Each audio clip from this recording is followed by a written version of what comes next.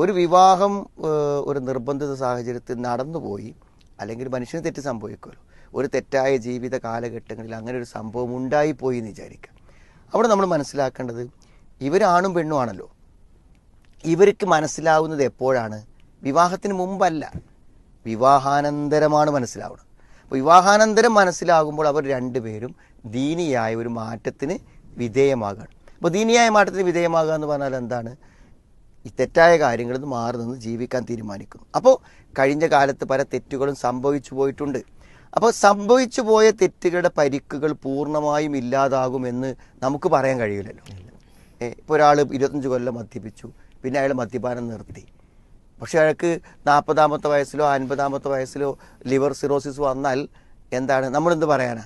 മദ്യപാനം നിർത്തിയതെന്ന് വെച്ചാൽ മദ്യപിച്ച സമയത്തുണ്ടായിരുന്ന പ്രശ്നങ്ങൾ ഒരുപക്ഷെ ഫ്യൂച്ചറിൽ ഭാവിയിൽ അവരെ ബാധിക്കാം. എന്ന പോലെ പ്രേമവിവാഹത്തിൻ്റെ ഭവിഷ്യത്തുകൾ അവരെ ബാധിക്കാം. ചിലപ്പോൾ സെയിം ഏജ് ആയിരിക്കും, ചിലപ്പോൾ ഭർത്താവിന് ഏജ് കുറവായിരിക്കും, ചിലപ്പോൾ അയാളൊരു അധാർമിക സാഹചര്യത്തിൽ പലതും സംഭവിക്കാം.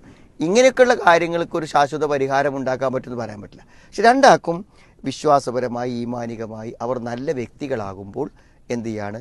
പരസ്പരം പരമാവധി വിട്ടുവീഴ്ച ചെയ്ത് സഹകരിച്ച് സ്നേഹിച്ച് അവർക്ക് മുന്നോട്ട് പോകാൻ സാധിക്കും. കാരണം ഏത് തെറ്റുകളിൽ നിന്നാലും മനുഷ്യന് തിരിച്ചു വരാൻ പറ്റും. അതുകൊണ്ട് പ്രേമവിവാഹമായതുകൊണ്ട് ഇനി എന്തായാലും ഞങ്ങൾക്കൊരു ജീവിതമല്ല, ഇനി ഞങ്ങൾക്ക് സക്സസ് ആയി ജീവിക്കാൻ പറ്റില്ല എന്ന് വിചാരിക്കുന്നതിന് അർത്ഥമില്ല.